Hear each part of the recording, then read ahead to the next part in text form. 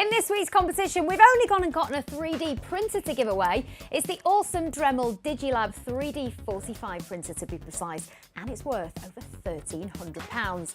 And if you're wondering what on earth you could do with a 3D printer, then wonder no more, as here's one we printed earlier. Not the phone, but this moustache phone holder, which took us just over an hour. It's really detailed and it's lots of fun too.